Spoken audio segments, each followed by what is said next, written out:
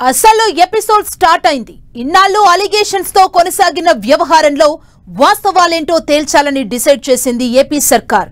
CID మాజీ chief Sunil Kumar పై ఉన్న అభియోగాలపై విచారణకు ఆదేశించింది. Deputy speaker Raghurama Krishnam Raju custodial torture కేసులో ఆరోపణలు ఎదుర్కొంటున్న సునీల్ పై చాలా అలిగేషన్స్ ఉన్నాయి. వాటన్నింటిపై ఎంక్వైరీకి ఆదేశించింది ఏపీ సర్కార్. త్వరలోనే విచారణ స్టార్ట్ కానుంది. నివేదిక ఏం చెప్పబోతుందనేది హాట్ టాపిక్ గా మారింది. సునీల్ కు ఉచ్చు బిగిసినట్లేనా? అరెస్టు ఖాయమా?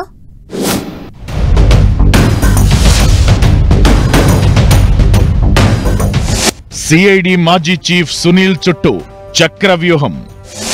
సునీల్ కుమార్ పై విచారణకు ఏపీ సర్కార్ ఆదేశాలు.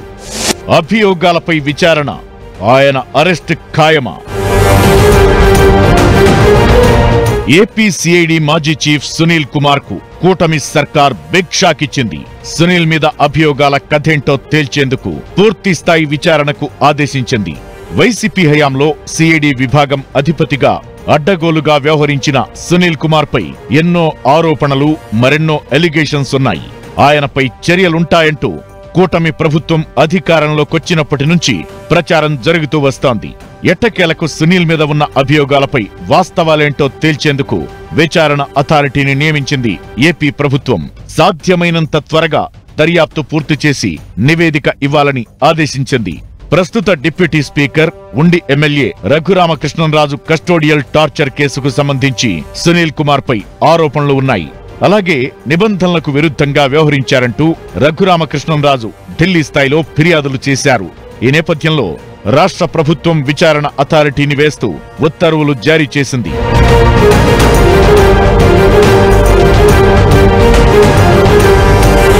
నకిలీ డిపాజిటర్లను సృష్టించి అగ్రిగోల్డ్ బాధితులకు చెల్లించాల్సిన సొమ్మును సునీల్ లక్షలు స్వాహా చేశారని ఏసీబీకి ఫిర్యాదు చేశారు. AP deputy speaker Raghurama Krishnam Raju AgriGold బాధితుల ఖాతాల్లో జమ చేసిన నిధులను సునీల్ కుమార్, ఆయన సన్నిహితుడు కామేపల్లి తులసిబాబుతో కలిసి దుర్వినియోగం చేశారని ఆరోపించారు. బాపట్ల జిల్లా రామకూరులోని 96 మంది నకిలీ అగ్రిగోల్డ్ బాధితుల ఖాతాల్లో సొమ్ము జమ చేసి వారి నుంచి 15,000 నుంచి 20,000 చొప్పున వసూలు చేశారని అలిగేషన్స్ చేశారు. ప్రకాశం జిల్లాలోని వేర్వేరు ప్రాంతాలకు చెందిన మరో 400 మంది దగ్గర కూడా ఇలాగే తీసుకున్నారని చెప్పారు.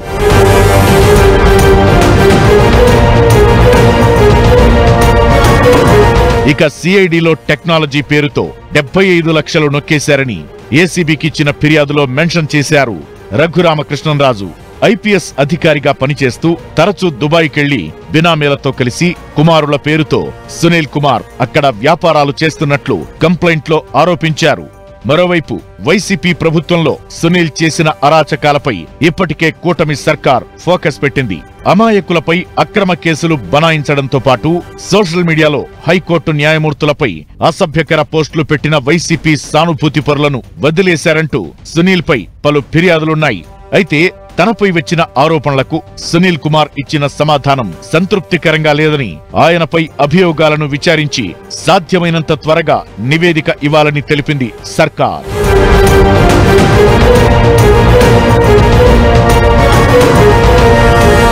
సిఐడి కస్టడీలో నాటి వైసీపీ ఎంపీ రఘురామరాజును టార్చర్ చేసిన వారిలో కామేపల్లి తులసిబాబు కూడా ఉన్నారన్న ఆరోపణలపై ఇటీవల పోలీసులు ఆయన్ను అరెస్టు చేశారు.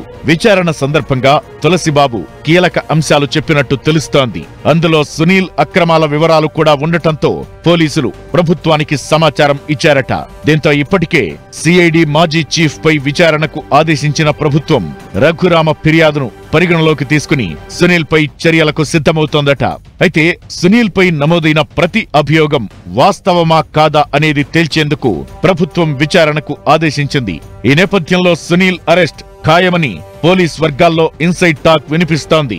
రాబోయే రోజుల్లో ఏం జరగబోతుందో చూడాలి మరి.